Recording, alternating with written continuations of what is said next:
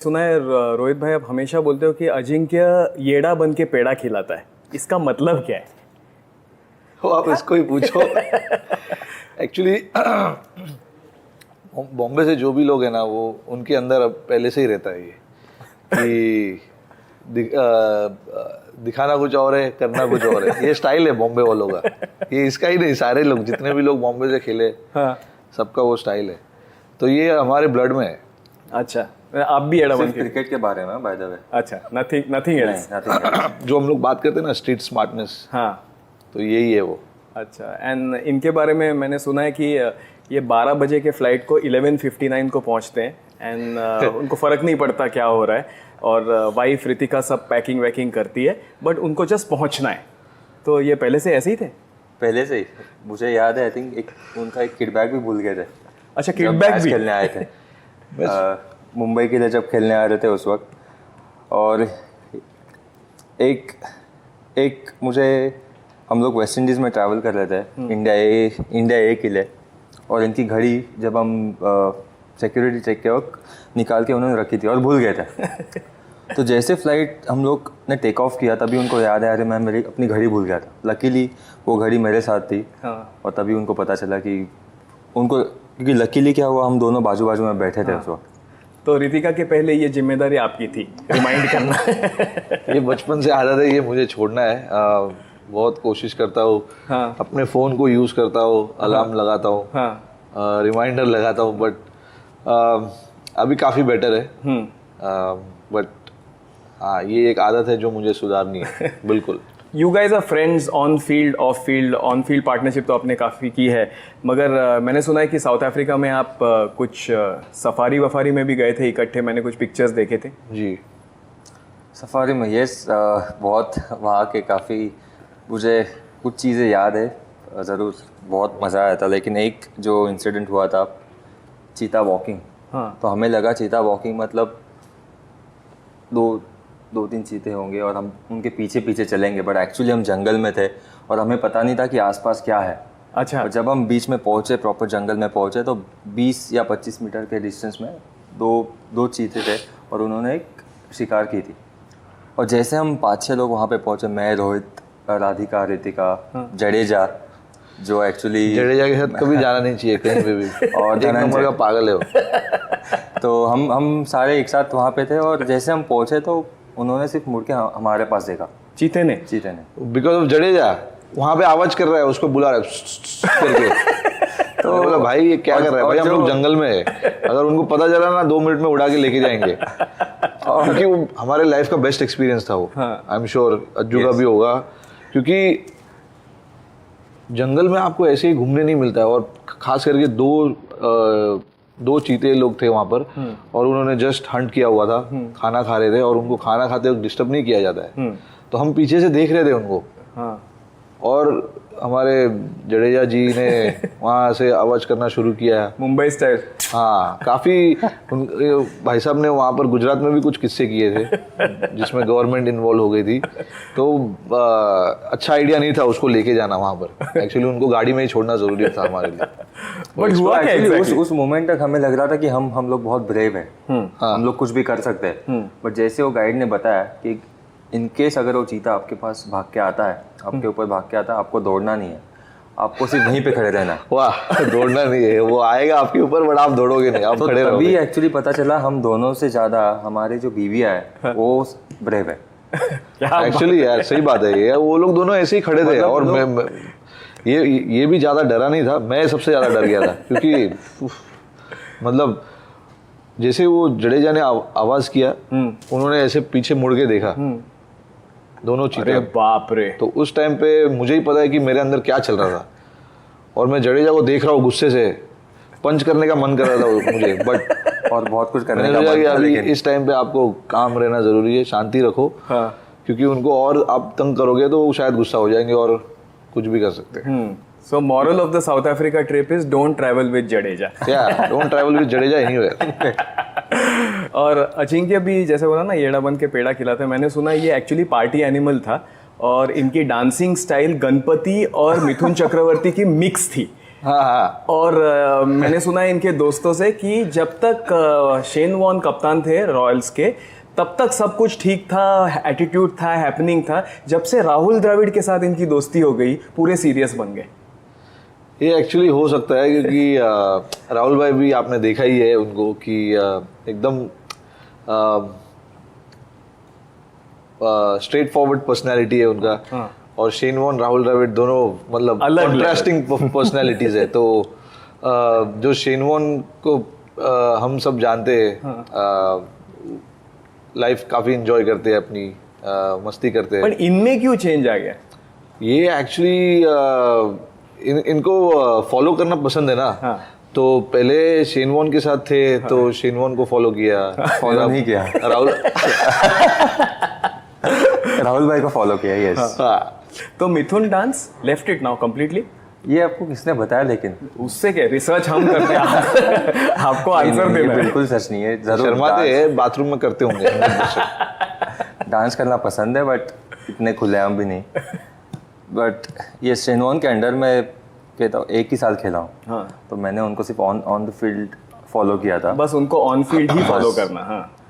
Yes, Rahul भाई के बारे में बताया। राहुल भाई को ज़रूर बचपन से देखते हुए आया और फर्स्ट टाइम मेरी मुलाकात उनकी दुलीप ट्रॉफी के वक्त हुई थी। तो कहीं ना कहीं मुझे लगता था कि मेरी बैटिंग स्टाइल उनके जैसी है। कॉपी नहीं कर रहा था उनको, लेकिन कहीं ना कहीं टीवी पे देखते हुए या सामने जब वो होते थे, प्रैक्टिस करते थे या मैच खेलते थे, तब बहुत उनको वॉच किया on end of the field. तो अच्छा लगता है जब लोग उनसे कंपेयर करते हैं, बट उतना ही एक आगे चैलेंज होता है कि जब राहुल द्रविड़ के साथ आपको कंपेयर करते हैं तो आपको ज़रूर उन्होंने जितना अचीव किया है, अगर आप उसके पास भी जाओगे तो बहुत है। But you guys have batted together. आपकी बहुत अच्छी ओपनिंग पार्टनरशिप भी हुई। मेरे ख्याल से ऑस्ट्रेलिया में 3 सेंचुरी पार्टनरशिप्स आपने की है दोनों ने। How is it batting with Rohit? I think batting with Rohit बहुत बार हमने, मेरे ख्याल से डेफिनेटली वो जो 300 रन पार्टनरशिप थी वो काफ़ी मेमोरेबल थी। लेकिन उसके अलावा भी हमने इंडियन ऑयल के लिए बैटिंग की है।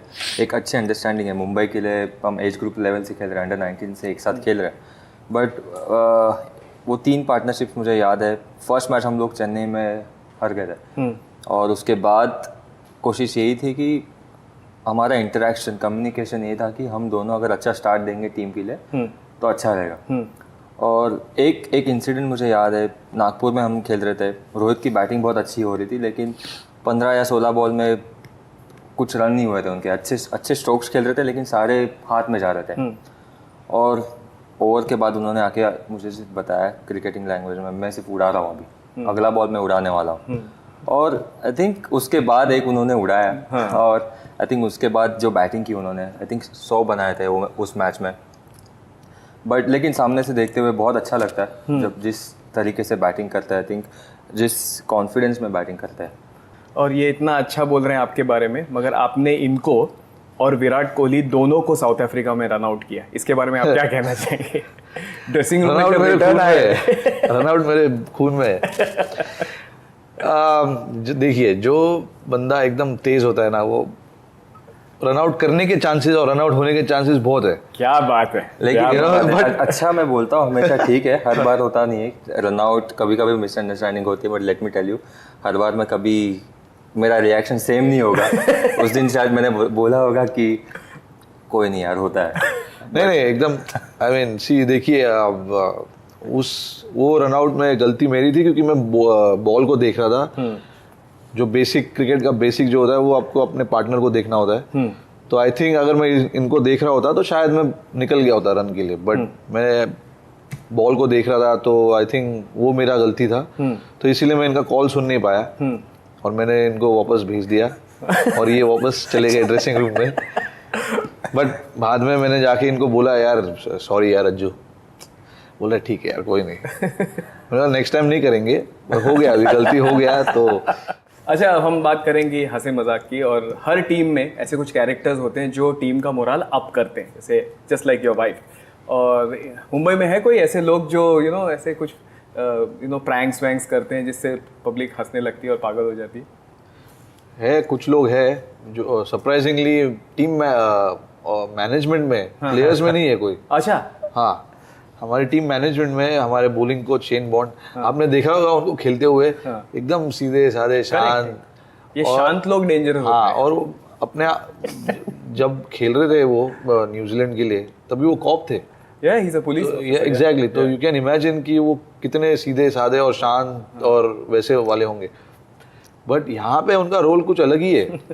बॉलरों के साथ काम करने के अलावा और भी कुछ काम करते हैं वो, जिससे टीम का मोरल बहुत अच्छा रहता है। जैसे कुछ चीज़ें हैं उनके साथ, पॉल चैपमैन जो हमारे ट्रेनर है, वो भी बड़े शांत दिखते हैं, बट शांत है नहीं। कुछ चीज़ें जैसे फ्लाइट में जब हम जाते हैं ट्रैवलिंग करते वक्त, वो लोग जो सिक्योरिटी वाले लोग होते हैं जो बोर्डिंग स्टार्ट करते, वो उनसे जाके सेटिंग कर लेते कि पहले हमको जाने देना अंदर, फिर बाद में टीम वालों को आने देना। तो वो अंदर जाके पहले सबकी जो सीट्स है ना वो निकाल देते, सीट निकाल देते और ऊपर किधर कहीं पे छुपा देते या नीचे कहीं पे भी। तो 2-3 बार ऐसे हुआ है कि लोग पहुंचे अपने सीट में और सीट ही नहीं था। तो लोग खड़े बैठने के लिए कि यार सीट नहीं है इधर, वो एयरलाइंस वालों को बोल रहे कि यार सीट नहीं है इसमें, हम कैसे बैठ सकते हैं। उनको तो सब चेकिंग करने के बाद ही बोर्डिंग अलाउ करते। चेकिंग मतलब जब सब कुछ सही है, उसके बाद ही वो बोर्डिंग अलाउ करते। तो उन्होंने वो भी बोल रहे कि यार हमने अभी तो देखा सब कुछ ठीक था, अभी सडनली कहाँ से ये गायब हो गया। फिर उन्होंने ईशान किशन के लाउंज में बैठे थे हम, ईशान किशन के बैग में वो जो लाउंज में टेलीफोन होता है, उसका वायर सब निकाल के उसके बैग में डाल दिया। वो भाई साहब बैग लेके पहुंचा सिक्योरिटी पे, सिक्योरिटी वाले ने रोक दिया, बोला ये आप लाउंज का फोन कहाँ लेके जा रहे हो, चोरी कर रहे हो क्या?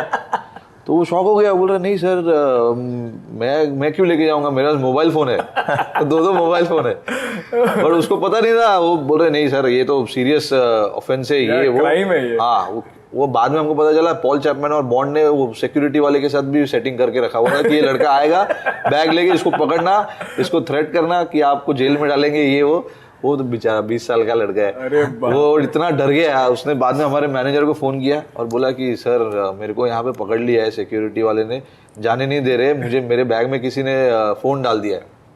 फिर बाद में उन्होंने आके बोला कि छोड़ दो यार ये अपना ही है। फिर बाद में पुलिस वाले को भी पता था, पुलिस वाले ने भी मतलब उनको बोल के रखा हुआ। आपको नहीं करते वो लोग कुछ?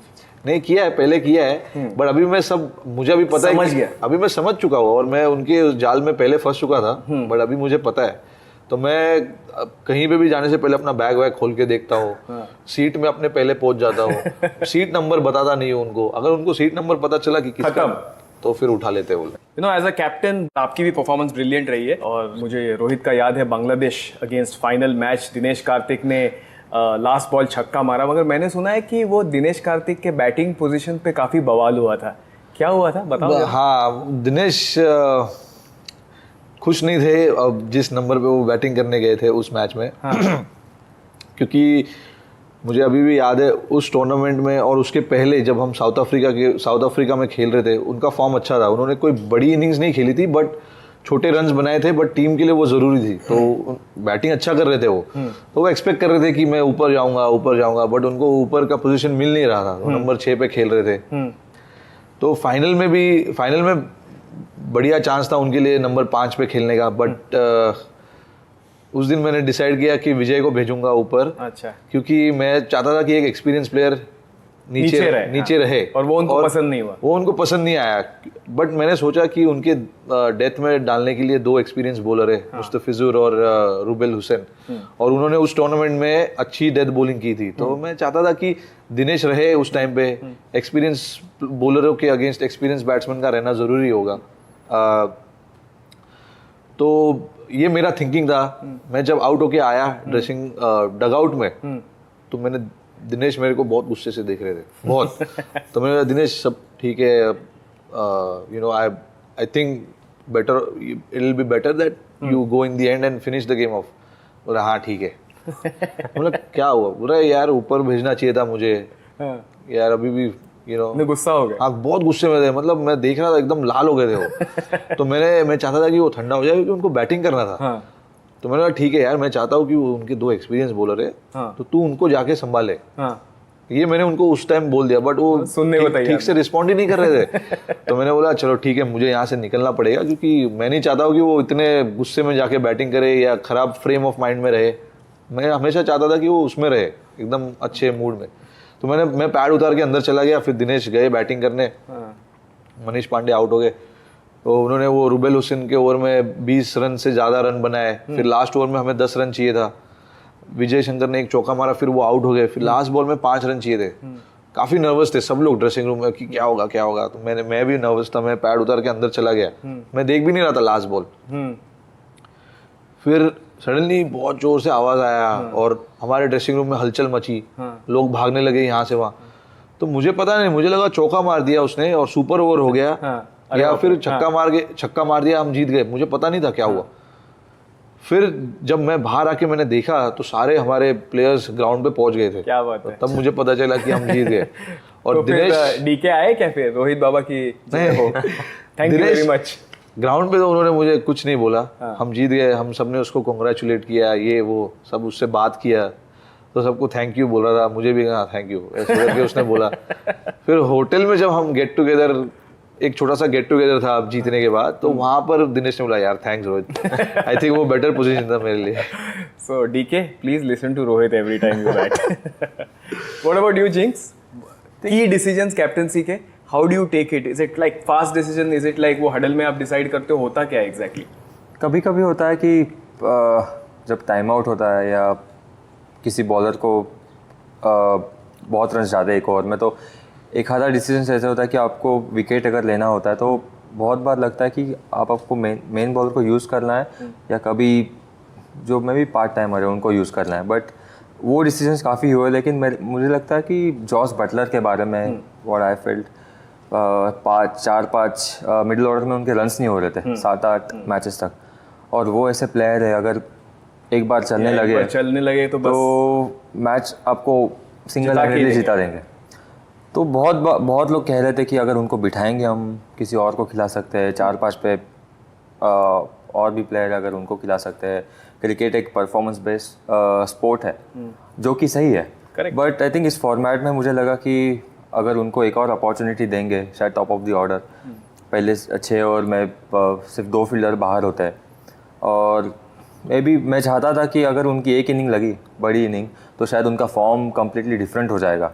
तो वो एक डिसीजन था कि अगेंस्ट दिल्ली जो हम 12 ओवर में हमें 151 चेस कर लेते, तो उस वक्त मुझे लगा कि शायद जॉस बटलर को हम ऊपर भेजेंगे, और उसके बाद जिस तरीके से उन्होंने बैटिंग की, तो I think as a captain वो कॉल लेना पड़ता है। सिर्फ मुझे लगता है सिर्फ मेरे अकेले का डिसीजन नहीं था, बट हमारे हेड कोच जुबिन और मेंटर शेन वॉन, उनके साथ मैंने डिस्कस किया था, और आई थिंक वो अग्री हुए थे मेरे वो डिसीजंस के साथ। Okay, this round is called brain fade, where I'll be asking you questions that may fade your brain a little bit, but you just have to react to the questions and we'll test you based on that. First one, favorite माँ के हाथ का खाना? मटकी चिव sir. दाल चावल। A player who thinks he can sing but can't? He can say my name, I will say his name. अच्छा, मगर गाना गाते हो दोस्तों? Well done, well done. If you were a barber, whose hair would you cut? Malinga, Ishant Sharma और Hardik Pandya? Ishant Sharma. Yeah, actually. Facing Shoaib Akhtar without a helmet or walking with a cheetah? Facing Shoaib. Without a helmet, definitely. I can see that. Your wife's height? 5'7". 5'1". Check करके बताना नहीं, please. नहीं, sorry. She'll be 5'5" or 5'4". Or maybe between 5'1" or 5. This is the height of ignorance. I think 5'3", 5'2", I think. 5'1", Okay, 5'3". we shall check it. Wife's favorite dish? Answer quickly. Mushroom. I would say Japanese food. A player whose roommate you won't want to be? Shikhar Dhawan. Hardik Pandya. Strangest rumor you have heard about yourself? Next time we want you to score 400 in an ODI and 200 in T20. That's crazy. Dadar से CST second class ticket कितने का है? 30। दादर से CST 40 होगा फिर। 5. Oh. Okay, apart from checking the mental strength, we also want to check the physical strength of the players, and all the players have done a great job. So that's why we play the hammer game. So you want to try? Let's go.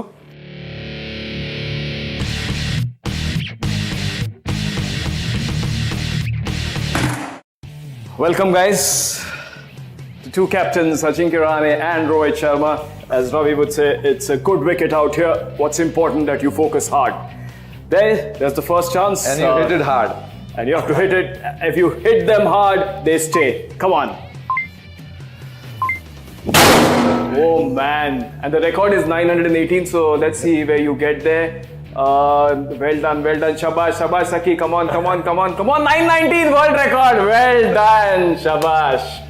And the next captain, Ajinkya Rahane. Let's see how close can you get. Come on, your time starts now. Well done. Shabash, Saki. Shabash. 888. Sorry, sir. No, the winning captain is Rohit Sharma. अभी chance नहीं मिलेगा. Well done. Congratulations, gentlemen. And the winner is Rohit Sharma. Thank you, sir. Welcome to the presentation party. The first captain is undoubtedly Ajinkya Rahane. If you can come here, please. That was a good innings by you. How did you feel coming here? Felt really good. बहुत अच्छा लगा इस show में आके. Second time है मेरा इस show में, और जब आपके साथ रहता हूँ, आपके साथ यहाँ पे आता हूँ, और फर्स्ट टाइम रोहित के साथ हम दोनों एक साथ बैठ के बातें हुई, तो बहुत अच्छा लगा. और इस शो में आके what the duck. It's very good. Thank you very much, Ajinkya. There's a small gift for you. Thanks, Ram. Well done. You should have the ticker. That's important. Thank you. Okay, the next captain, ladies and gentlemen.